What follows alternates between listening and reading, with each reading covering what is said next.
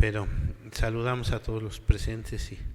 Hemos estado hablando en estos miércoles acerca del Evangelio de Mateo. Hemos estado diciendo que vamos caminando un poquito hacia la Semana Mayor, y el tema que hemos estado abordando los miércoles es sobre los discursos del Señor Jesús en el Evangelio de Mateo. Y es que varios estudiosos han destacado que principalmente hay 5 discursos en los que el Señor Jesús plantea toda una, pues no solo una estrategia, digámoslo de esta manera, sino su forma de trabajo, la forma en que Él viene desarrollando su ministerio.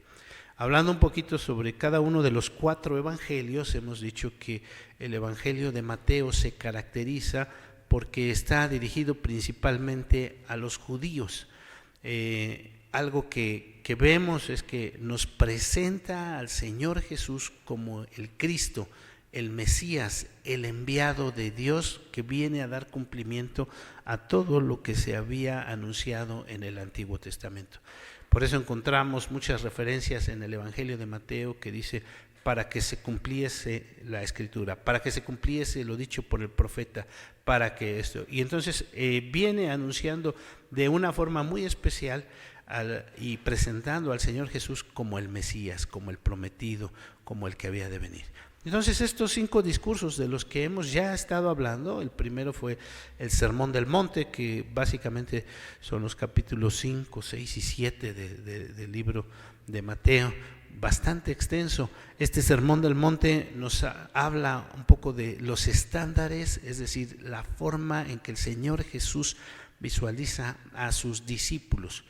¿Cómo deben de ser los discípulos? Inicia con las bienaventuranzas, la fórmula de la felicidad, les digo yo, porque bienaventurado quiere decir dichoso, feliz, pero es un contraste con lo que regularmente nosotros estamos acostumbrados a oír, ¿verdad? Porque dice: bienaventurados los que lloran, bienaventurados los pobres, bienaventurados los que tienen hambre y sed de justicia, ¿verdad? Entonces, pero es una forma muy interesante. Y cómo sube el estándar a cada uno en cuanto a la ley, ¿verdad? Yo no vine a abrogar la ley, vine a cumplirla. Y yo les digo que ustedes tienen que ser mejor que los fariseos, tienen que cumplir mejor.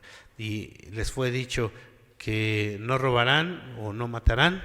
Yo les digo que es más, ¿no? Aquel que le habla mal a su hermano ya cometió una falta. Entonces el Señor Jesús sube los estándares, podríamos decir, o maneja cuál es el estándar del discípulo que Él está esperando en este primer discurso. En el segundo discurso es el discurso que les da a sus 12 discípulos al enviarlos a predicar, ¿verdad? Sus 12 discípulos los envía, les da una misión específica y les da recomendaciones específicas.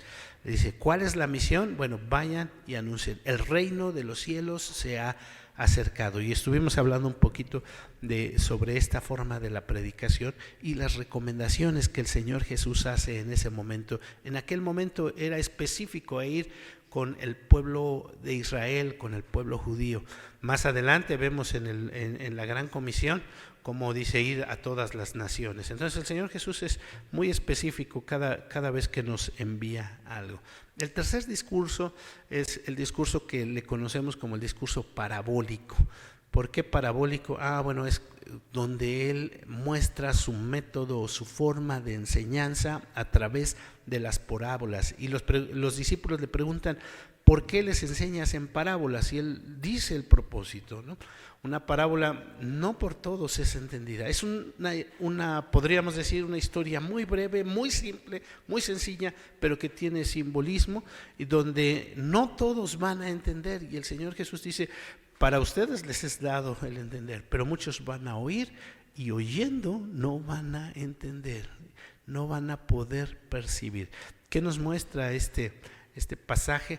Nos muestra cómo finalmente Dios se revela a quien Él quiere. Lo hace en una forma muy especial. El cuarto discurso es el que hablamos la semana pasada sobre la iglesia, y podríamos decir también el estándar de la iglesia como organización, que es lo que espera el Señor Jesús como de una organización que es la iglesia. Los discípulos le preguntan al Señor Jesús: ¿quién es el mayor? ¿Quién es el principal? ¿Aquí quién? Entonces el Señor Jesús traía a un niño y dice: bueno, el que no sea como un niño, no es el ser como niño, es el ser el principal, y el más humilde es el que realmente va a sobresalir. Ustedes están preocupados por quién va a ser el más importante en el reino. Bueno, el más humilde es el que va a ser el más importante. Entonces, algo que recalcamos fue el aspecto del perdón y la forma que nos maneja el pasaje, que es Mateo 18, sobre cómo debemos de arreglar las diferencias dentro de la iglesia. Es bastante interesante este pasaje en ese sentido. Dice: donde están 2 o 3 congregados en mi nombre, ahí estoy yo en medio de ellos. Hoy nos toca hablar sobre el quinto discurso. El quinto discurso le titulamos a esta meditación: siervos fieles y prudentes. Siervos fieles y prudentes. Y el quinto discurso está tomado básicamente de los capítulos 24 y 25 de Mateo. Y tomamos el versículo 45 de si ustedes le pusieron atención en la lectura, y si tienen su Biblia abierta, es el versículo 45 de donde tomamos este tema, que dice: ¿quién es pues el siervo fiel y prudente al cual puso su Señor sobre casa para que les dé el alimento a tiempo?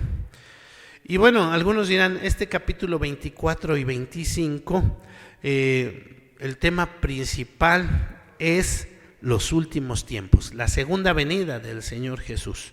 ¿Y qué es lo que va a pasar cuando Él regrese, ¿no? Y tendremos que decir: pues sí, de eso se trata específicamente esos capítulos 24 y 25. Pero entonces tenemos que puntualizar que lo que el Señor Jesús quiere dejar bien claro en sus discípulos es que sean esos siervos fieles y prudentes.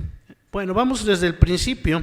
Tienen su Biblia abierta. El capítulo 24, al principio, nos presenta el Evangelio, este pasaje, cómo el Señor Jesús va saliendo del templo. Tienen ahí su Biblia abierta. Dice: cuando salió del templo y se acercaron a él sus discípulos iban viendo el edificio, la construcción. Seguramente estaban pues maravillados por lo grande, o tal vez lo majestuoso de la construcción, y le estaban pues diciendo al Señor: no, pues ya viste cómo está la construcción. Leo el versículo 1: cuando Jesús salió del templo y se acercaron sus discípulos para mostrarle los edificios del templo. Entonces, probablemente, tengo que decir que este templo no era ya el mismo que había construido Salomón. Recordemos que ya en diferentes ocasiones pues había sido reconstruido, había sido derribado y reconstruido. Entonces, no creo que tendría el mismo esplendor que tuvo en tiempos de Salomón, pero sin duda que era un edificio pues grande, majestuoso, ¿no? Y entonces el Señor Jesús lo primero que hace es, al ver el edificio y esto que les están diciendo sus apóstoles, dice: pues yo les digo que de este edificio no va a quedar piedra sobre piedra. Versículo 2: respondiendo él les dijo: ¿veis esto? De cierto os digo que no quedará aquí piedra sobre piedra que no sea derribada. Esto se cumple 70 años después de que el Señor Jesús lo había profetizado. Definitivamente algo que sus discípulos pues se quedaron admirados. Y todo el discurso, todos estos 2 capítulos, que tengo que decir que es junto con el Sermón del Monte, este es el discurso más largo. No se preocupen, no me voy a tardar tanto. Este discurso, lo que el Señor Jesús hace es contestar la pregunta, o podríamos decir las preguntas que los discípulos le hacen en el versículo 3. Por eso les quiero pedir que pongan mucha atención en qué dice el versículo 3. ¿Qué dice el versículo 3? Y es una pregunta que en realidad tiene tres preguntas. ¿Sí? Versículo 3. Y estando él sentado en el monte de los olivos, los discípulos se le acercaron aparte diciendo: dinos, ¿cuándo serán estas cosas y qué señal habrá de tu venida al fin del mundo? Repito, parece una pregunta, pero en realidad son tres preguntas. ¿Cuál es la primera pregunta? ¿Cuándo serán estas cosas? Lo primero que el Señor Jesús lo primero que sus discípulos le están preguntando al Señor Jesús es: ¿cuándo serán estas cosas? La segunda pregunta es: ¿qué señal habrá de tu venida? ¿No? Y la tercera pregunta es complemento de esta, dice, y del fin del siglo. Entonces la pregunta completa sería: ¿y qué señal habrá también en el fin del siglo? ¿No? O sea, son tres preguntas. ¿Cuándo van a ser estas cosas? ¿Cuándo vas a venir? ¿O qué señal habrá de tu venida? ¿Y qué señal habrá del fin del mundo? Entonces, miren, rápidamente voy a leer algunos textos y entonces para contestar la primera pregunta, algunos dicen que en todo el discurso el Señor Jesús no la contesta, aunque en realidad yo creo que sí la contesta, y que lo que dice claramente al dar respuesta a esta pregunta es que nadie sabe cuándo van a ser estas cosas. Y al respecto, pues también el Señor Jesús le da varias observaciones a sus discípulos. Entonces, la respuesta, podríamos decir, a la pregunta ¿cuándo vas a venir o cuándo van a ser estas cosas? La respuesta es: nadie sabe. Fíjense, vamos a ver estos versículos que les quiero leer. Versículo 27 de este capítulo, estamos ahí en este capítulo, versículo 27. Porque como el relámpago que sale del oriente y se muestra hasta el occidente, así será también la venida del Hijo del Hombre. Algo repentino. ¿En cuánto tiempo cae un rayo? ¿En cuánto tiempo cae un rayo? Segundos, ¿verdad? Si hay rayos muy largos, probablemente segundos, ¿no? Versículo 36. Como dice: pero el día y la hora nadie sabe, ni aun los ángeles del cielo, sino solo mi Padre. Entonces, ¿cuándo? ¿El día y la hora qué? Nadie sabe. Fíjense esta expresión, nadie sabe o saber. Versículo 42. Versículo 42, ¿qué dice? Velad pues, porque no sabéis a qué hora ha de venir vuestro Señor. Y versículo 43 ahí mismo: pero sabed de esto, que si el padre de familia supiese a qué hora el ladrón ha de venir, velaría y no dejaría mirar su casa. De esta expresión del Señor Jesús viene una expresión que usa el apóstol Pedro, también tocando el mismo tema, que es como ladrón en la noche, ¿verdad? O sea, ¿cuándo va a venir el ladrón? ¿Ustedes saben cuándo va a venir el ladrón? Pues nadie sabe. Allá en 2 de Pedro, capítulo 3, la palabra de Dios dice de la siguiente manera: pero el día del Señor vendrá como ladrón en la noche, en el cual los cielos pasarán con grande estruendo y los elementos ardiendo serán deshechos, y la tierra y las obras que en ella hay serán ¿qué? Quemadas. Entonces, el Señor sí contesta la pregunta: ¿cuándo serán estas cosas? ¿Cuándo serán? Nadie sabe. Entonces, refiriéndose a cuándo sería destruido el templo, bueno, fue destruido 70 años después. ¿Cuándo vendrá y cuándo regresará el fin? ¿O cuándo será el fin del siglo? Nadie sabe, solamente el Padre, ¿verdad? Entonces, ¿qué nos dice eso con respecto a nuestro tema? Siervos fieles y prudentes. Que, bueno, el Señor Jesús le está diciendo a sus discípulos: tenemos que ser fieles y prudentes porque nadie sabe. ¿Sí? Nadie sabe. La segunda pregunta es: ¿qué señal habrá de tu venida?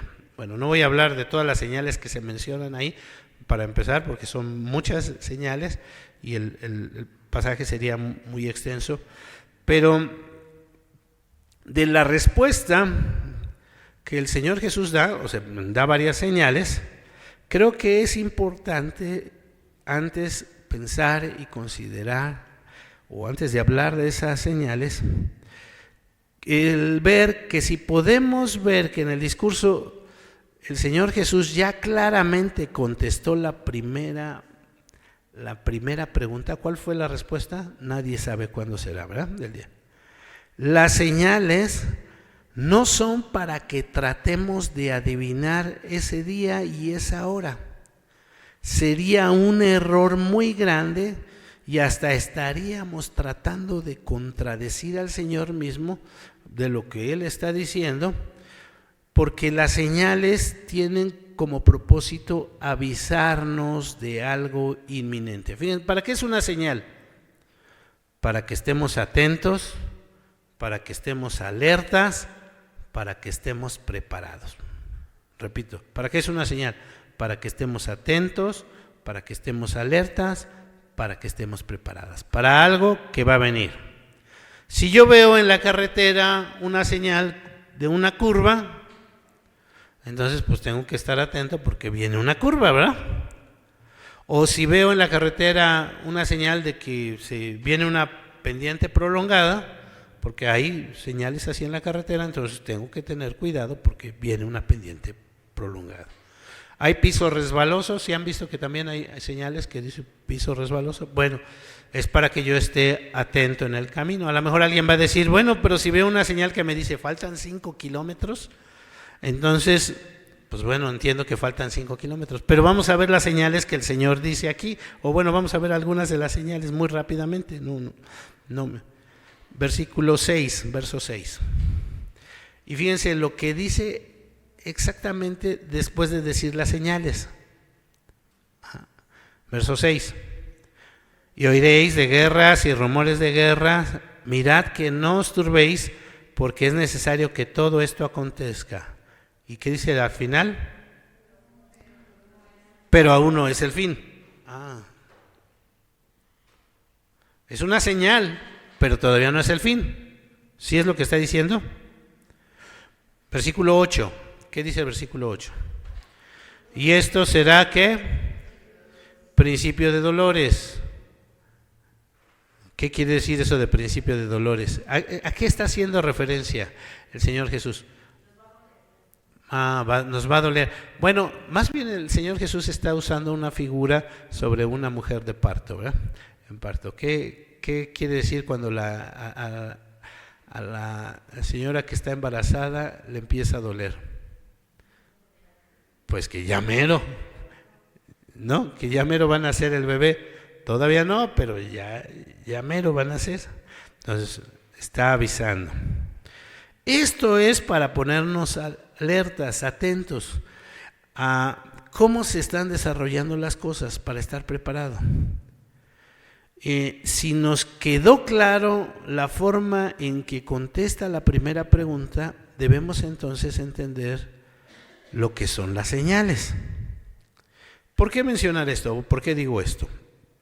Porque muchos han tratado de poner día y hora, muchos tratan de poner tiempo. Cuando el Señor Jesús lo primero que está diciendo es que el día y la hora, ¿qué? Nadie lo sabe. Entonces, muchos al leer sobre las señales dicen, no, ya mero, ya falta poquitito. Y voy a poner varios ejemplos. Bueno, quiero poner solamente un breve ejemplo. Versículo 32. De la higuera aprended la parábola. Cuando ya su rama está tierna y brotan las hojas, sabéis que el verano está cerca.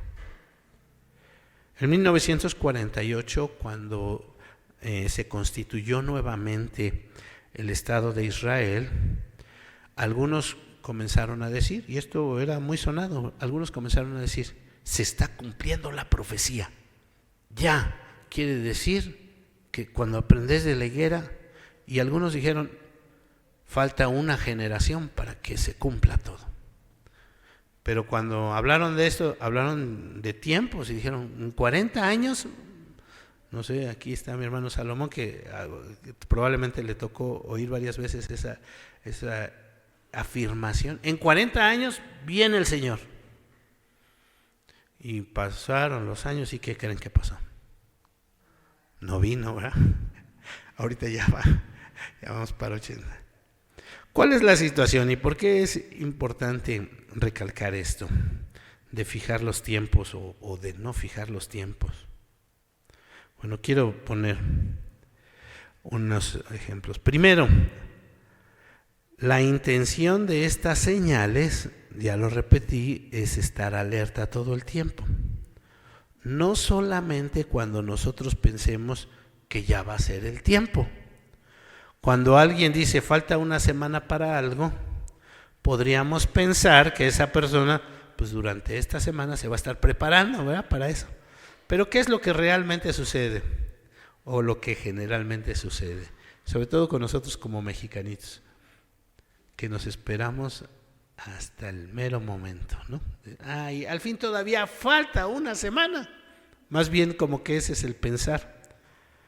Y desafortunadamente lo que genera es que pasa muchos pues no se preparan sino hasta el último momento, cuando lo que Dios nos está diciendo es que debemos estar preparados ya. En ese sentido, fíjense, el Señor Jesús es el ejemplo que pone ahí en los versículos 48, 49 al 50. A ver, ¿qué dice? Pero si aquel siervo malo dijera en su corazón, mi Señor tarda en venir, todavía falta una semana, ¿no? Todavía falta. Y comenzare a golpear a sus consiervos y aún a comer y beber con los borrachos, vendrá el Señor de aquel siervo el día en que éste no espera y a la hora que no sabe. ¿No? Entonces, pues la intención de esto es de que estemos listos todo tiempo. Otra cosa, si tenemos aparentemente ya la fecha señalada, podríamos caer en el error de prepararnos a nuestra manera o de una forma equivocada. Y aquí voy a poner dos ejemplos. El primero es el de Guillermo Miller. ¿Quién fue Guillermo Miller? Bueno, Guillermo Miller es el fundador de los adventistas del séptimo día. Adventista, o sea, quiere decir sobre el advenimiento, sobre la segunda venida del Señor Jesús. Este señor Guillermo Miller, él puso fecha y día, que el Señor va a venir en tal año, en tal día. ¿Y qué hicieron sus seguidores? Pues dejaron perder las cosechas, algunos vendieron sus cosas, se fueron a esperar al Señor, se vistieron todos de blanco. ¿Y qué creen que pasó? Pues no vino, el Señor no vino. Porque algo que se repitió en este pasaje, si pusimos atención y si lo leemos con detenimiento todos los dos capítulos, se dice, el día y la hora, ¿qué? Nadie sabe. No sabemos. Y cuando digan que ya es, porque algunos les van a decir, aquí está el Cristo, aquí está el Cristo. Entonces, sepan que no es. Ajá. Entonces, debemos de tener una correcta dimensión y tenemos que estar listos, preparados. Otro ejemplo muy breve, conocíamos una persona, un joven todavía, ya, o sea, joven mediana edad, pero que ya no estaba estudiando, y mi esposa y yo le preguntábamos, oye, ¿por qué ya no estudias? Y dice, pues es que el Señor ya va a venir, ¿para qué estudio, no? Si ya el Señor ya va a venir. Entonces, pues le dijimos, no, así no es la cosa. O sea, nosotros tenemos que seguir preparándonos todo el tiempo. Entonces, me parece que si no tenemos la correcta dimensión, es muy fácil que caigamos en algunos de estos errores. Entonces, ¿cuándo viene el Señor? No lo sabemos. ¿Para cuándo debemos estar listos? ¿Para cuándo debemos estar listos? Para hoy. ¿Para cuándo tenemos que estar listos? Para hoy. Esa expresión que muchas veces, les repito, comamos y bebamos, que mañana moriremos. Eso era una expresión de los griegos, que los griegos decían, pues vamos a darle vuelo a la hilacha. Al fin, pues como diciendo, al fin no nos vamos a morir, mañana algún día nos moriremos, ¿no? Hoy vamos a darle vuelo a la hilacha. Y ese es uno de los pensamientos muy fuertes, arraigados hoy día en los jóvenes. Disfruta la vida hoy. Lo que el Señor Jesús está diciendo con esto es, tú tienes que estar listo hoy. Incluso el Señor Jesús, cuando usa ese ejemplo de comamos y bebamos, Él dice, necio, esta misma noche vengo por tu alma. Entonces, señales, sí hay muchas señales y debemos estar atentos, alertas, preparados. En este momento, entonces, como si fuera hoy. La tercera pregunta, ya estoy casi terminando, es ¿cuándo será el fin del siglo? ¿A qué se refiere el fin del siglo? Bueno, la nueva traducción viviente y la versión habla hoy, cuando en vez de decir fin del siglo, dice fin del mundo, ¿no? Fin del mundo. Entonces, ¿podríamos definirlo de esa manera? Sí. ¿Qué es lo que nos está diciendo el pasaje? Versículo 29, ahí nuestro texto. E inmediatamente después de la tribulación de aquellos días, el sol se oscurecerá y la luna no dará su resplandor y las estrellas caerán del cielo y las potencias de los cielos serán ¿qué? Conmovidas. También, si leemos al final del capítulo 25, habla de otro tema que también es importante, porque ahorita estamos hablando, dije fin del mundo, final del siglo, y el tema que toca al final del capítulo 25 es juicio final. Juicio final. Versículo 31 del capítulo 25. Cuando el Hijo del Hombre venga en su gloria, y todos los santos ángeles con él, entonces se sentará en su trono de gloria, y serán reunidas delante de él todas las naciones, y apartará a los unos de los otros, como aparta el pastor las ovejas de los cabritos, y pondrá las ovejas a su derecha y los cabritos ¿qué? A su izquierda. Entonces ya mencioné fin del siglo, fin del mundo, juicio final. Y entonces podríamos incluso aquí incluir venida del Señor Jesús. Venida del Señor Jesús, fin del siglo, fin del mundo, juicio final. Todo esto se da en un solo evento. Aquí me voy a ir a 2 de Pedro, capítulo 3, que ya lo mencioné hace un momento, y leo desde el versículo 9. 2 de Pedro 3. Y fíjense cómo Pedro trata todos estos temas que dije: segunda venida, fin del mundo, juicio, todo, ¿verdad? 2 de Pedro, si ya lo tienen, capítulo 3, versículo 9. El Señor no retarda su promesa, según algunos tienen por tardanza, sino que es paciente para con nosotros, no queriendo que ninguno perezca, sino que todos procedan al arrepentimiento. Pero el día del Señor vendrá como ladrón en la noche, en el cual los cielos pasarán con grande estruendo, y los elementos ardiendo serán deshechos, y la tierra y las obras que en ellas hay serán quemadas. Este pasaje nos quita un poquito todas estas dudas. El día del Señor vendrá. El Señor viene otra vez. ¿Cómo? Como ladrón en la noche, cuando nadie lo espera. Dice, los elementos serán deshechos y la tierra quemada. Así cuando el Señor venga, será que el fin del mundo. ¿Eso dice? ¿Sí lo dice así o no? ¿Sí lo dice? Sí. Todavía hay quien piensa que no, este mundo se va pues como arreglarlo, le van a dar una rezanadita y todo. No, lo que la Biblia dice es que será destruido. Y nuestro pasaje de Mateo, pues ya mencioné hace un momento que habla sobre el juicio final. Y que ya estoy casi concluyendo, bueno, ya desde hace rato les vengo diciendo que no me voy a tardar. Algunos piensan que hablar sobre estos temas es como infundir un evangelio de temor. Como que dicen, es que el fin del mundo, el infierno, El mundo va a ser destruido y el juicio y todo esto. Es muy interesante porque así consideran mucho el libro del Apocalipsis, un libro de temor. Es que hay que tener temor.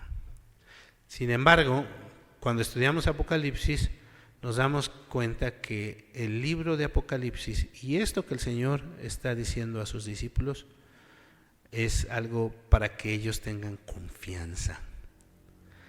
La iglesia estaba siendo perseguida, Juan estaba en el exilio cuando escribe Apocalipsis, la iglesia estaba sufriendo mucho y muchos decían, ¿cuándo va a venir el Señor? ¿Qué va a pasar? ¿Por qué nos sucede todo esto? Y entonces el libro de Apocalipsis es una forma en que Dios está diciendo, tú puedes ver todas estas situaciones, pero yo tengo el control. Quien gobierna y quien sustenta todas las cosas y quien determina todo es Dios, el que tiene el control. Finalmente, repito, el libro de Apocalipsis es un libro de confianza. Y el creyente, cuando escucha sobre esto, tiene que ver y pensar en el gozo que será recibir al Señor Jesús, ver al Señor Jesús, estar con Él cara a cara. Cuando sea esto, es cierto, para algunos va a ser juicio, pero para el creyente es gozo, alegría, bendición. Lo que el Señor Jesús quiere dejar a sus siervos y a sus discípulos y a su iglesia es bien claro, que de todo lo que pueda ver y todas las cosas que puedan estar pasando, Él tiene el control. ¿Qué es lo que tiene que hacer su iglesia y qué es lo que tenemos que hacer cada uno de nosotros? Ser esos siervos prudentes, ser esos siervos que están esperando que Él venga. El Señor Jesús pone 4 ejemplos. 4 ejemplos. Al final del capítulo 24 habla sobre este siervo fiel y prudente. Dice que hubo un siervo fiel y otro, un siervo insensato. El segundo ejemplo es las 10 vírgenes en el capítulo 25. Unas fueron prudentes y otras fueron insensatas. El tercer ejemplo es la parábola de los talentos. Unos fueron trabajadores y otros fueron muy pasivos. Y el último ejemplo es el que en el capítulo 25 al final le llama juicio a las naciones. No sé si tienen su Biblia ahí abierta. Todos estos ejemplos tienen cosas en común. Tienen cosas muy importantes, muy significativas que tenemos que considerar y que son cosas que hay que llamar la atención. En el primer ejemplo, el siervo fiel. El siervo fiel tiene que estar listo para cuando Él venga. En el segundo ejemplo, las 10 vírgenes deben de estar preparadas todo el tiempo. ¿Para cuando qué? Cuando el esposo venga. El tercero, los talentos. ¿Para cuándo tienen que estar listos? Ya, en todo momento. Y finalmente el juicio, ¿cuándo hay que estar listos? En todo momento.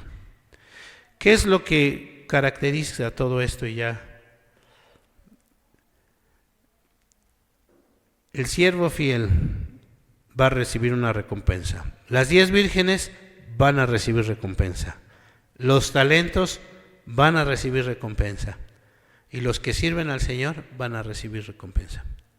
¿Qué es lo que también caracteriza? El siervo infiel va a recibir un castigo, las vírgenes insensatas van a recibir un castigo. En el de los talentos es bien importante porque le regresa al Señor lo suyo. Dice, tú me diste una moneda, un talento, lo guardé, aquí está, te lo regreso. Y el Señor le dice, pues me tenías que haber dado el talento más los intereses, por lo menos. Y eso nos debe de hacer pensar bastante. y los que sirven al Señor sin saber quién era. Y finalmente la última característica de todas estas historias, de estas 4 historias, la que hemos mencionado todo el tiempo. El Señor viene cuando menos se lo espera. Entonces, ¿por qué titulamos a esta meditación Siervos fieles y prudentes? Porque lo que Dios le está diciendo a sus discípulos, ustedes tienen que ser esos siervos fieles y prudentes esperando el regreso del Señor hoy mismo, para hoy. Tienen que estar listos, ¿cuándo? Hoy, no para mañana.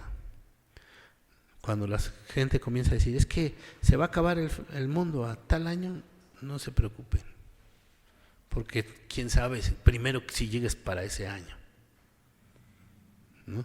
Falta que, y algunos dicen, es que yo estoy bien joven, ¿cómo no voy a llegar? Pues me ha tocado ver a muchos jóvenes partir, a niños me ha tocado ver partir, y me ha tocado ver a muchas personas adultas que dicen, ya me voy a morir, y ahí siguen. Al final el que tiene el control, ¿quién es? Dios. Fieles y prudentes. Que Dios nos permita y nos encuentre como siervos fieles y prudentes. Vamos a orar. Señor, te damos gracias por tu palabra, porque a través de ella tú nos hablas. Perdónanos si no hemos sido esos siervos fieles y prudentes. Enséñanos, Señor, a hacerlo. Queremos suplicarte, Señor, que tú seas quien todo el tiempo nos permita estar listos, dispuestos, atentos, pendientes, Señor, en servirte, en honrarte, en ser productivos. Señor, pues te lo pedimos en el precioso nombre de Cristo Jesús, nuestro Señor. Amén.